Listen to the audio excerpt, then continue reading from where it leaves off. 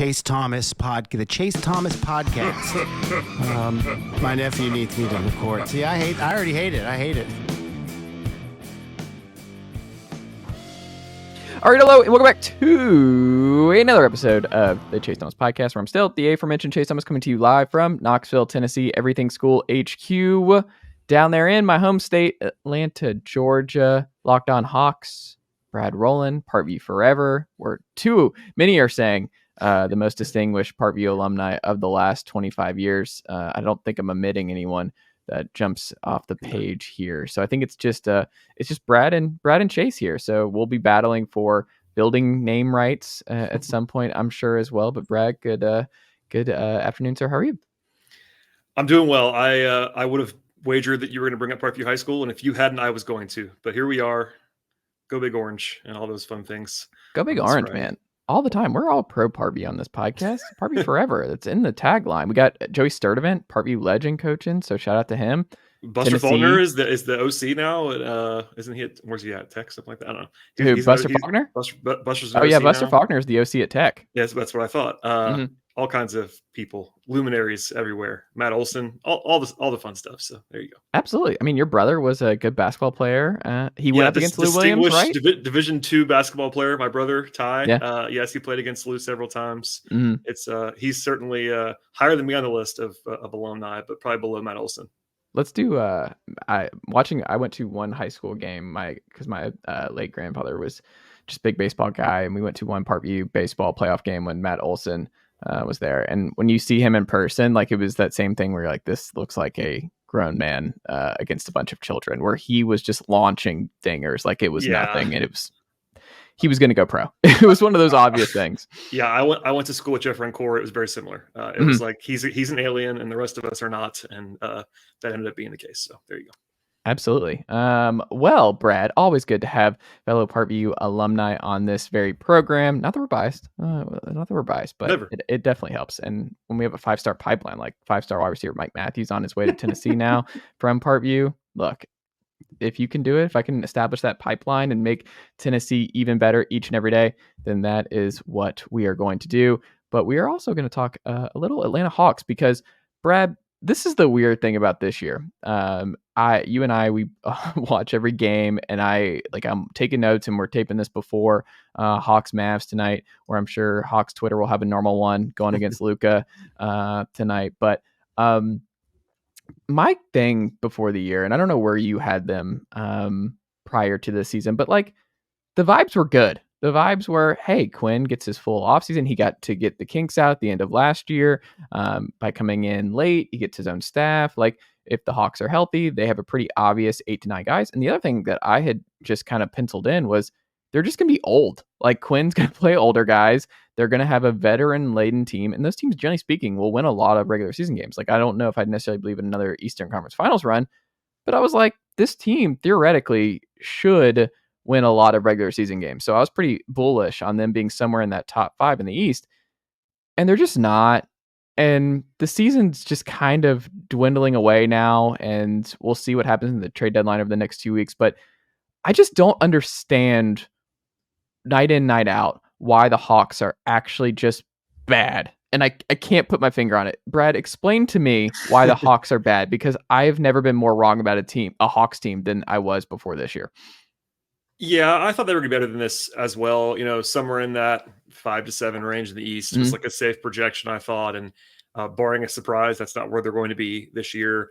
I will say, and I'll do my spiel, and then I'll kind of dig in a little bit deeper. Like, if you look at the numbers, if you sort of follow the way the advanced stuff looks, I think that they're in a vacuum. If you sort of sim the season, they would be better than this. Like, they're not 18-26 bad, I don't think. I could be wrong about that. But that's, even generously, that means they should be like, 21-23 kind of thing. It's like they're not supposed to be super good based on their metrics and all that stuff. Part of that is injuries, but they have not been super hurt. It's just that it's the guys that they couldn't afford to be without. I think we saw when Jalen Johnson was out, he's number one ahead of schedule. He's probably the number one bright spot of the whole season for the Hawks in a lot of ways, which is positive. But when he was out, they were kind of drawing dead in a lot of different ways. They just don't have another guy that does anything like he does on either end of the floor, really. Like, they don't have a guy that replicates him. Even right now, like, I'm not going to blame their recent struggles on not having DeAndre Hunter, who's just an average player, like he's fine, but they don't have anybody behind him either. Like they just don't have productive depth. So that's one area. I think their offense recently has been sneakily bad, that's what really surprises me, because defensively is the real problem this year on the big picture. Like they've been terrible defensively at times this year, and that was maybe not foreseeable them being terrible, but they were never going to be good defensively. It was like the theory was top 5 offense and like the 17th best defense is what you're kind of hoping for.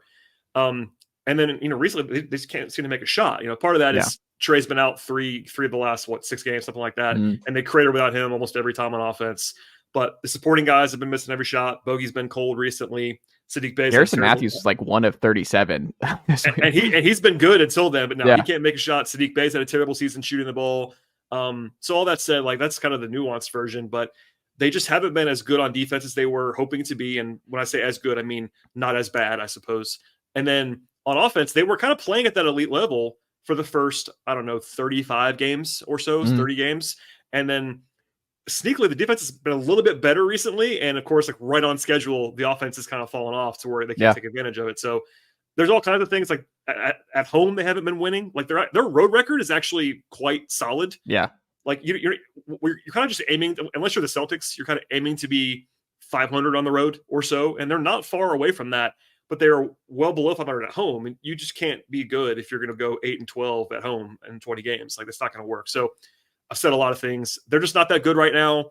That kind of leads, if you want to like the trade stuff. But yeah, I was wrong too. It sounds like I was maybe a little bit lower than you were, but I was still way higher than this and thought that they were going to be in the top 5 to 7 mix in the East. And like, that's just not where they are right now.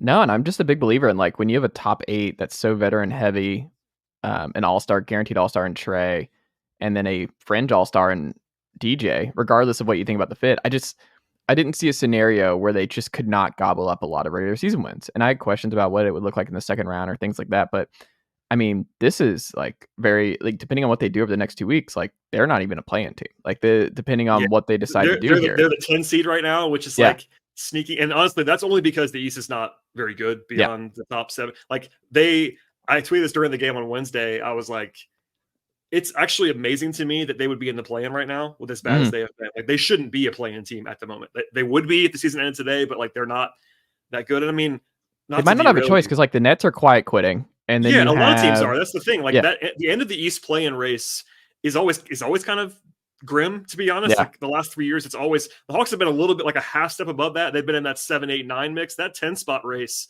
it was the Hornets one year. Like it's always kind of really ugly at the end of the play-in. And I guess, I mean, the other thing that I should have said earlier, maybe we just overlooked it, you and I and others. Like the roster wasn't better than it was last year. And the Hawks did a good job, I think, of explaining their vision on that. Like, even if you didn't agree with it, and I didn't love the way they handled Collins for years, but they traded him for nothing, and that makes you worse. Herder but they too. were like, same thing. That was 2 years ago. But the same exact problem. But they were kind of like, look, this is going to be a year where Quinn puts his imprint on the roster. And that was the sales pitch. And I do think that Quinn, despite the results, is a upgrade on Nate McMillan. I think he's a good coach, but that is not enough to transform a roster that last year, I mean, this is sort of very simple on purpose, but they were a play-in team last year and their roster got worse. Now they got internal improvement too. Jalen Johnson is obviously a step or 3 better than he was last year. That obviously helps you, but depth wise, we've seen recently, you've been watching, you're playing guys like Trent Forrest and Patty Mills and Garrison Matthews every single night. And like, those guys are like, Garrison Matthews is a good example of this. He should be your 12th guy, and he's been their 8th guy for the last few weeks. You know what I mean? Like, he's a perfectly fine deep rotation player. Patty Mills has some strengths. Trent Forrest, I'm prone to loving, but Trent Forrest is on a 2-way for a reason. Like, these guys are playing every night. So, it's just, there's a lot of things going on here, but I guess it was kind of foreseeable that they didn't improve the roster. So why would the results improve more than just like the low hanging fruit of coaching stuff? Also, you're not getting anything from 2 of your last 3 first round picks. Like Kobe Buffkin's not playing and has not been a factor. That's hurt. And then, I mean, he would have been nice with Trae being out and little things like that. And then you look at AJ Griffin, which was out of their hands. So you can't ping the Hawks for that. But he's been gone, and now he's not in the rotation, and you need wings. Like you said, Garrison Matthews, a 12th guy. He's having to play, and AJ Griffin seems like it just to count on anything from him, I think this year would be bold. And they're not, Yeah. I mean, if you watch closely, even at the end of games, like he's the last guy that comes in garbage time. Yeah. Like the And other he's on night, the end of the bench, right? Like I yeah, feel like he's when I look not. over, he's way over there on the side, right? And yeah, it's hard to. People always ask me if they think I have intel, and I have more intel than some do about the Hawks. But like the AJ situation in general is so. I don't want to use the word odd. It's just difficult to know on the outside what's going on there. It's a personal absence. He wasn't playing much before that, but he was playing a little. Like he was like the 10th guy. You know what I mean? He wasn't quite as he wasn't had a good year, but he was like kind of in the mix. When somebody was down, he'd play, etc. And then when he came back, he's literally not appeared in a competitive minute since he came back. Yeah. And it doesn't look like that's going to be changing anytime soon. So yeah, your point is a good one. In fact, I would say aside from the Dejounte Murray rumors, the number one question I get from people that are outside of Atlanta, like people around the league that I know on teams or in the media, is like, what's happening with Griffin and Bufkin? Why aren't they playing on this team that's 18 and 26? And like, I could give you the explanation for why, at least in my opinion, but I don't. It's not that it's easy to sell. Like especially Bufkin, like he got banged up early in the year. He broke his thumb and missed like 5 weeks. That's awful timing for a rookie guard. Rookie guards are bad in general. So that's one thing. And I like Kobe a lot. But like the combination of that injury and Quinn not liking young guys going back to Utah necessarily, if you watch the kind of what they did there, it does look weird though. If you're not good and you're not playing your last 2 first-round picks who are both healthy right now, like it doesn't look normal. It looks strange. No. In terms of Trae though, because it's just obviously he's going to be the pinpoint here of being 18, 26. He's missed time here, but I'm curious from your perspective, what do you think he's better at than what he's been in years past? And where are the fairest limitations still of having your team built around Trae Young in 2024? Yeah, and it's interesting. I feel like I've done not a 180, but I always thought Trae was going to end up being a guy who was incredibly overrated. If that makes sense, compared to what I think, because he fits the profile of that. Like I'm someone who values defense and I value the little things and all that stuff. And like, I always find myself maybe undervaluing the traditional like points guys, like scorers. But it's kind of gone the other way. Like I'm actually shocked that Trae Young, in my opinion, is pretty clearly underrated now. And that kind of blows my mind. Like he was not someone that I ever thought was going to be underrated by like the mainstream. You know what I mean? He was always kind of a guy that maybe I thought was going to be underrated by analytics people or whatever. Anyway, that's kind of a non sequitur, but it's kind of a weird path that he has taken. Like I often wonder if the Hawks had not made the conference finals, which did happen. He was awesome in that run. Man, imagine how little people would think of him if that didn't happen. Like he gets kind of piled on now, even with a conference finals run where he was the best player on a Final Four team. And like, man, I think about some of the stuff that I see on a daily basis about, it's all Trae Young's fault. They're better without Trae Young. And it's like, I don't know what you're watching. You think they're better without Trae Young. It's just not born in reality. But to your question, where he's gotten better, I do think, and this is going to sound funny, he's gotten better defensively. Like he has. I think that's pretty clear. Now, don't hear what I'm not saying. He's not a good defender. Getting better on defense does not mean he's a good defender. He used to be, I don't know if he was ever as bad as people would say, because I think point guard in general, it's kind of hard to be the quote unquote worst defender in the league if you're a point guard. Like, because most of the time, point guard is not a great defensive position, but he was bad, flat out bad. And I think he's gone from being like a 5th percentile defender to a 25th, 30th. Yeah. Like he's just below average now. He doesn't kill you on a regular basis. And I think that unless you watch the Hawks all the time, you wouldn't know that, which is fine. Nobody has to watch every game, but that's kind of a good area.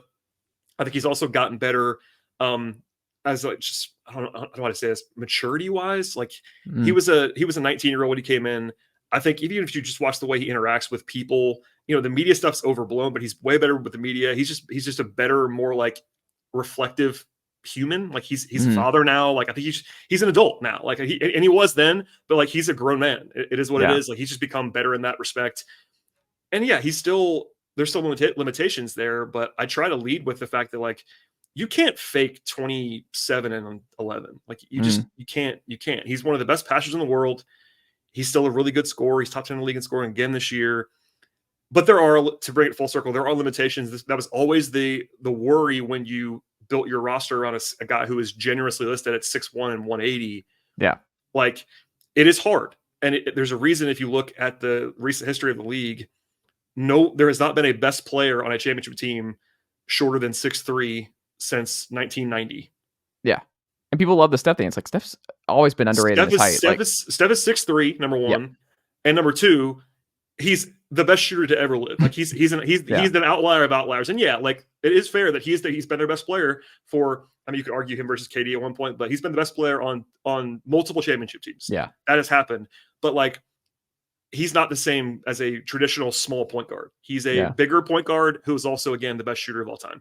And that system's different, all that stuff. So I kind of put them to the side a little bit. And yeah, I mean, you can even argue Isaiah Thomas, obviously the best player on that team, best offensive player on that team, but that was a true ensemble cast. Yeah. And that was also a true defensive juggernaut in the way that you would have a hard time building these days. Like, what's Chauncey?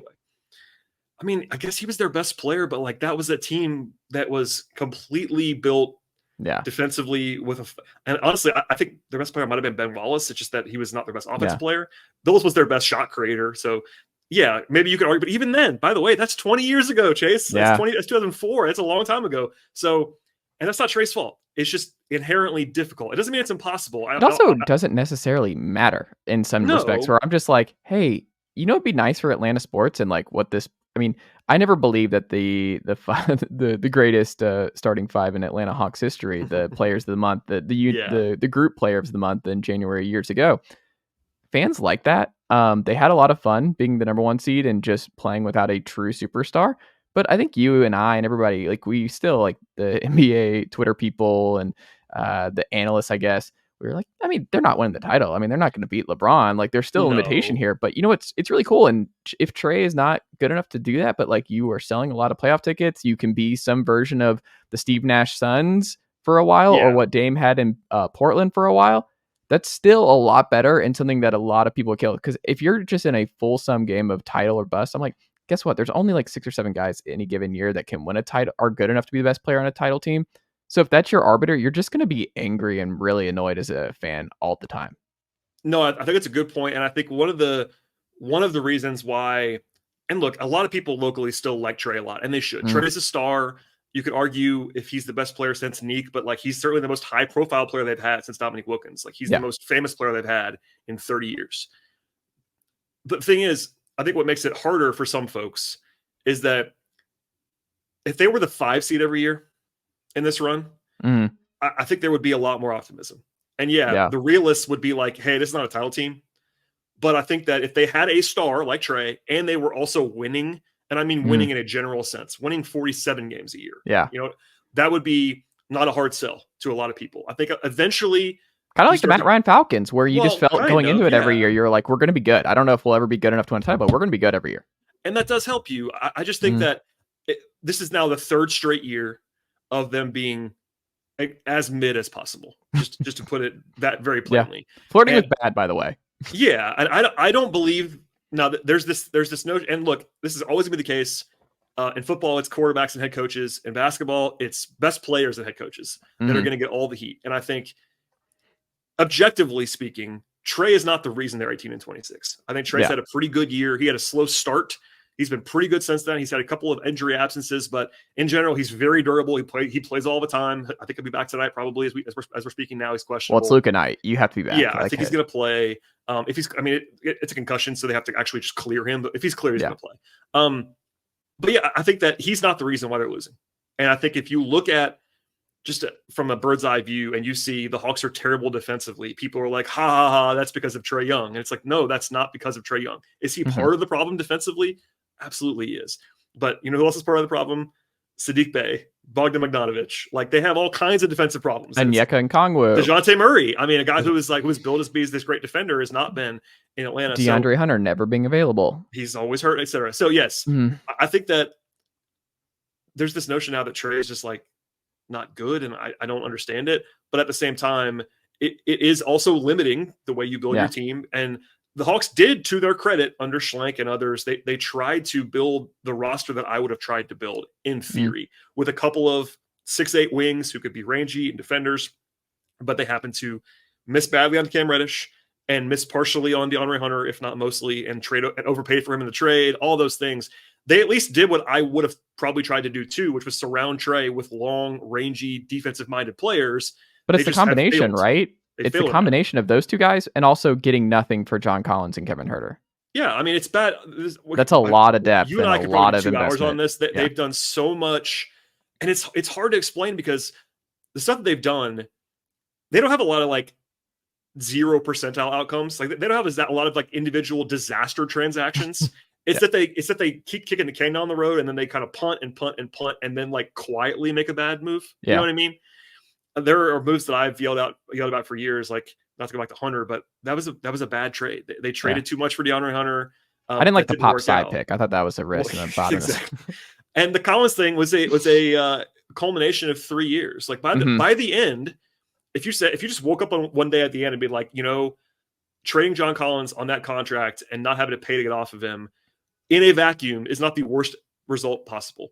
But the problem is how they got there. It was when they signed him, they didn't squeeze him. They didn't trade him when he had more value. They just kept pushing it and pushing it and pushing it. By the way, they're doing it again right now with Clint Capella. Clint Capella was a top 10 defender in the league 3 years ago. They could trade him this offseason for a big haul. They could trade him this summer. Whoever, they didn't have to extend him, and they did. They did it a year early, and now they're paying that price for that. And the thing is, just like Collins, he's still a fine basketball player. Yeah. But his value has gone down and down and down, and the whole league they're not oblivious to that. So it's just like death by 1,000 cuts for this Hawks team the last few years. And that's kind of why they are here, because I think we probably agree they were not actually a top 4 team in the league in 2021. They got hot at the right time, but objectively though, they were better than they are now. And they just kind of gone incrementally down. And it's kind of a tough sell when especially you've already paid 3 first-round picks for a guy that was supposed to make you stop going down, and it didn't really happen. And it's also funny because I think this is something that fans struggle with. It's just like the lore of young guys, where it's like, obviously he'll get better. Because I think Hawks fans were like, well, obviously Cam will figure it out. Obviously DeAndre Hunter will figure it out. Obviously John Collins will add this to his game. Obviously Onyeka and Kong will be the long-term answer at the 5. You know what I mean? Like, it's just this, when they're 19, 20, 21, you're like, oh, there's this opportunity. Here's some flashes. Like, that we've got our core. We've got our guys. And then suddenly they're 24 and you're like, oh, this is not a star, or, oh, this guy can never be healthy. Oh, this guy is actually not a great long-term option. And it comes quickly. And like you said, it's just a death by 1,000 cuts over the last few years. I just don't know what they do, because like Dejounte Murray is probably, Jalen Johnson's your best trade chip. Like, point, like, full stop. He's your best. You can't move him. And Jalen are in their own tier of value. If they decided to trade, they would get the most for those guys. I think Murray would be next on the list. And he is available, as I'm sure about to talk about. I've heard Dejounte Murray might be in some rumors, but I will say, it's such a weird thing as you're more in the media space, so you're not a Hawks fan anymore. But like, for me, it's weird to have Dejounte Murray hit 2 game winners, and part of you is like, oh, awesome, and the other part is like, this better not change how they view Dejounte and the Trae fit, and he better not stay through the deadline, and they keep another guy too long and have to move him for nothing. So it's just, what does your gut say on Dejounte? Do you think he's ultimately moved in the next 2 weeks, or do you think there's a sneaky strong possibility he stays through the deadline? I've waffled a little bit. I think about a week and a half, almost 2 weeks ago, I was getting lots of calls and texts and emails and things. I thought it was very likely at that point. I think that there was a potential that some of the stuff that's been reported since then about the Lakers, and I'm not sure it was just the Lakers, but that deal stinks. I was hearing rumors that he might get moved like right then, kind of thing. Yeah, about 2 weeks ago. It's cooled since then a little bit. I still, and I said this last night on my show too, I think that it's still more likely than not that he is moved, but it's closer to 50 now than it was then. My meter has gone down in the last week and a half, but it could go back up again. Like, we're in that 2 weeks area now. We're like, there's not a ton of urgency to do it right this second. And I think you mentioned it a little bit, but it really does come down to what the Hawks ultimately want to do big picture. And I wish I knew the answer to that. I've tried to do some reporting on it. They're not, I would say, to defend the Hawks, they're not probably in the business of telling you what they're thinking right now, because why would they? It doesn't really help them leverage wise. But it's like, okay, do you want to, keeping Murray's one option, right? They could keep him. I will say that's just as a sidebar to the Murray thing. And I'm sure you know this type of fan. There are some people that never think about the player side. They're thinking, why did we just sign this player to? I'm speaking as a fan right now.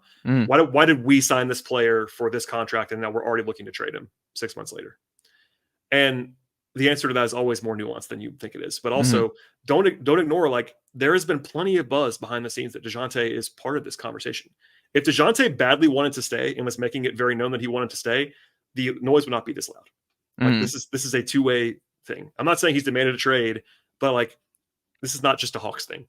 Yeah. And honestly, and I will say this, you remember the Blake Griffin situation where he got traded 6 months after he signed with the Clippers and they Yes. wooed him and did the whole thing? Mm. That was really bad. That was actually like, these people are human beings and they should be treated as human beings. Like, and to woo a guy like as a Hall of Famer basically, and then trade him 6 months later when he didn't want to be traded, that's a bad look. Mm. Doesn't mean you can't do it, but that's a bad sell to other agents. It's bad relationship management. That's not what's happening here.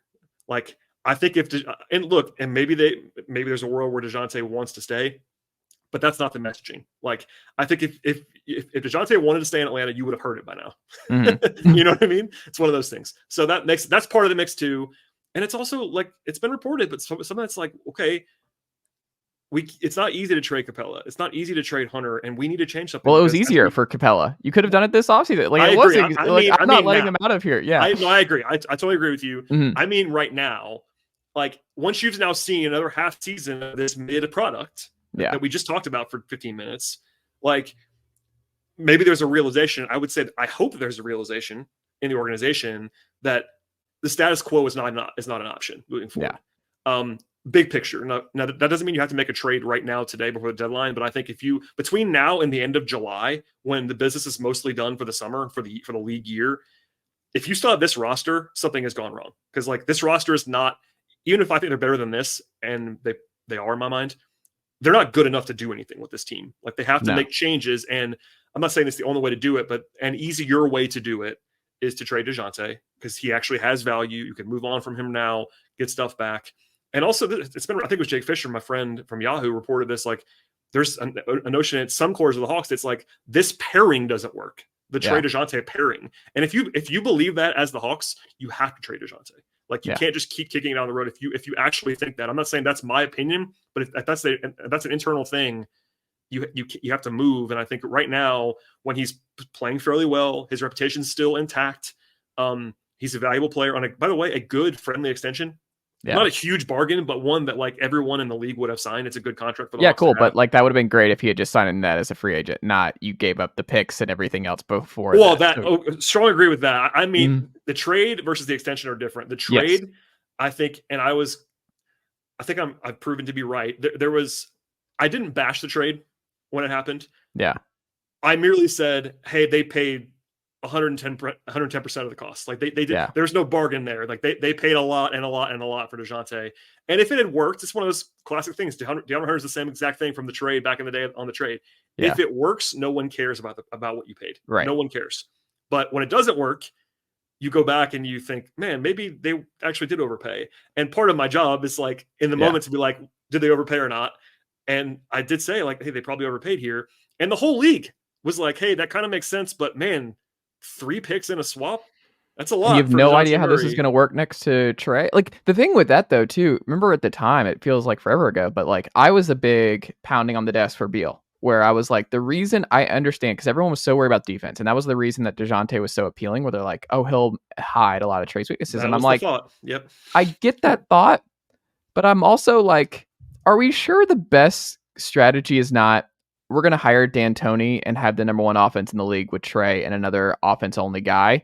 And we're just going to go scorched earth on that front and just see how far it gets. And that's what I preferred. Cause I was like, I just think people are way too obsessed with being a top 10 defense or whatever. I'm like, with Trae, there's just going to be limitations on that front, but you have just a historically good offensive league guard that are hard to find in this league.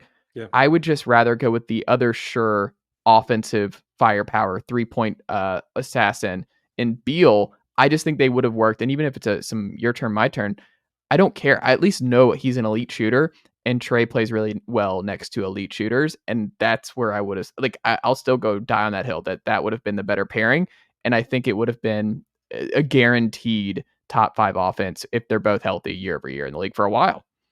Yeah, I mean, there is a school of thought of just going that way. It hurts me in my soul because I really value defense, but it's not the craziest thought when you're already kind of leaning that direction to even go further into it and make your strength stronger. But it goes back to the theory of the case. And about the Murray trade, half of that package was supposed to be that, I don't know if he was supposed to fix the entire perimeter defense, but he was supposed to be a huge net positive on defense, and that has not happened. No. So that's part of it. And then a lot of attention was paid to the offense. It's kind of funny now because when the deal happened around the league, most of the attention was paid to the offensive fit, which makes sense. You have these 2 point guards playing together, and it was like, hey, this is going to work. And it was kind of assumed that he would help the defense. Yeah. You know what I mean? And it's kind of been the other side. They've actually fit better on offense together than some people would probably assume right now. If you haven't watched the Hawks a lot in the last year and a half, and all you see is the record, you might assume that, hey, that Trae Murray offensive pairing didn't work out. Yeah. And it's like, that's kind of a fair thing to say on the surface. It hasn't been perfect, but like they've been pretty good to find on offense. It's the fact that the defense did not come along at all. So I guess to your point about Beal or whoever it would have been, if they had just gone even more, like I've seen this argument, I'm not sure it's true. If they had just gone with what they had before and gone with Bogey and Herter, would they have been better? I don't know. They would have had more depth. That. I mean, they would have been worse with Trae off the floor. We saw that for multiple years. That was also part of the trend. By the way, that part of it's worked. Dejounte has lifted the floor of the non-Trae minutes, but that's still, it's 12 minutes a game. Like that doesn't change your life that much. Where do you think about the Murray pairing now? I feel like they're kind of not necessarily at the end of the road, but man, one thing I will say, I'll be shocked if both of them are still on the team in a year and a half. I mean, maybe they don't trade Murray now, but like, is he going to be? Are Trae and Dejounte both going to be on the team in 2026? I kind of don't think so. I mean, it will either of them be on the team in 2026. Well, that's a fair thing. I've always heard, just to say it out loud, nothing that I've ever heard is that the Hawks are looking to trade Trae unless he wants to be traded. Yeah, that could change. If the Thunder keep rising and the Thunder are like, I want to. Yeah, no, he could ask out. That's probably not going to happen in the next 2 weeks. If he asked out this summer, I wouldn't fall on the floor. You know what I mean? Yeah. But there's this notion out there that the Hawks should trade him now, and it's like I have never heard a rumbling, even a tremor anywhere about the Hawks actively trying to trade Trae. And I think it would take him being like, I'd like to go now, please. And if that happened, I don't know how they would respond. I think most of the time players that ask to be traded at that level get out. They don't get trapped in that spot, but we're not there yet, at least from what I heard. And I'm excited for how long that drags out because none of it's going to be quick. Like every move with any rotation piece, star, whoever, it just seems like it's going to be a while.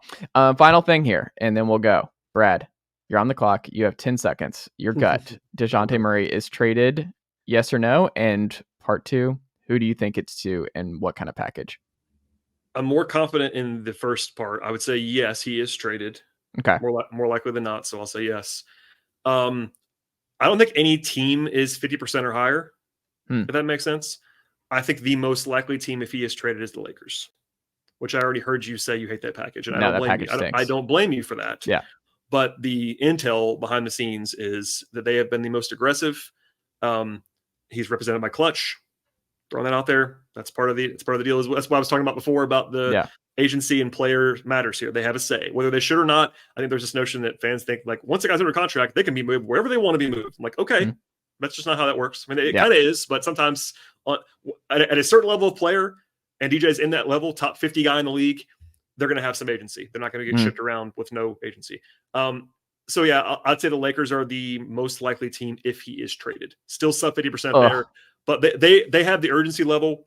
I think he also fits there, which the Hawks don't have to care about that. They shouldn't care about that. Yeah, but he does fit there, which means the Lakers have incentive to be aggressive to get him.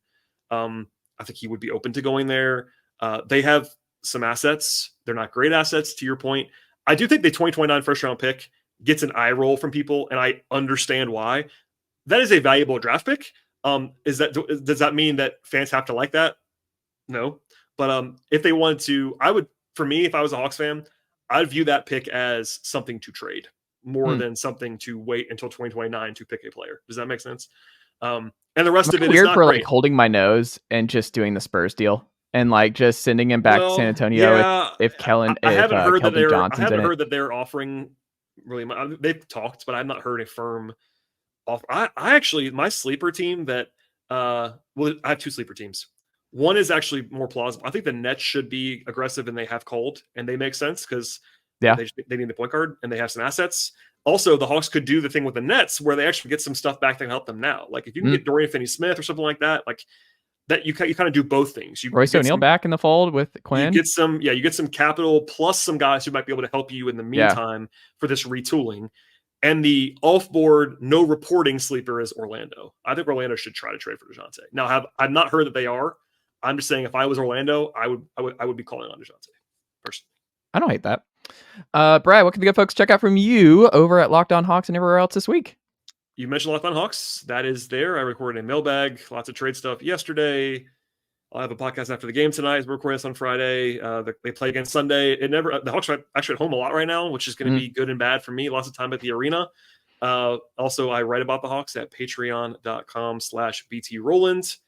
And I do stuff for Dime, non-Hawk stuff. Well, sometimes Hawk stuff, but that's NBA and college and draft. So those are the places. Also, I guess this is an all-quadrant show. I'm also the founder and co-host proprietor of the Battery Power podcast covering the Braves. So that's the thing that I do on a regular basis that I always forget to plug because I'm talking about basketball, but this is not just a basketball show. So Braves show, Battery Power. There you go. I love it. Brad, thank you as always for the time. I greatly appreciate it. And we'll have to do this again soon. My pleasure, sir. Happy to do it anytime.